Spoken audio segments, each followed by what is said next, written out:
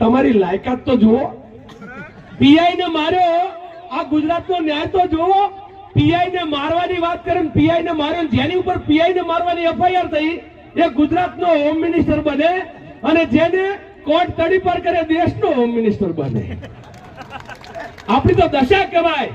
એટલે રાજકારણ એટલું નબળું, રાજકારણ એટલું ગંદુ કે તમે દારૂ, જુગાર ને ડ્રગ્સના અડ્ડા બંધ કરવાના માણસોને જિગ્નેશભાઈ અને અહીંના થરાદના કોંગ્રેસના આગેવાનોના જન આક્રોશ રેલીમાં એ વાત શું હતી કે ગુજરાતમાં દારૂબંધી છે તો ગુજરાતમાં દારૂ ના મળવો જોઈએ, અને ડ્રગ્સ તો આખા ભારતમાં એના ઉપર પ્રતિબંધ છે. એ ડ્રગ્સ આવે છે ક્યાંથી? તો હર્ષભાઈ કે પાકિસ્તાનથી. તો તમે 11 વર્ષથી કરો છો શું ગુજરાતની ભારતની બોર્ડર ઉપર? તમે કહો પાકિસ્તાનથી આવે છે, તમે તો એમ કહેતા હતા કે એક માથાની સામે 10 માથા. તો ડ્રગ્સના ટ્રક આવે છે, દારૂના ટ્રક્સ આવે છે. એ શું તમારે વેપાર કરવા માટે આવે છે? તમારે હપ્તા ખાવા માટે લાવો છો? કોના માટે? એટલે એવું કેનારાને મને તો અહીંની પોલીસમાં જે લોકો પોલીસના પરિવારના લોકો હોય એમની ઉપર મને દયા આવે.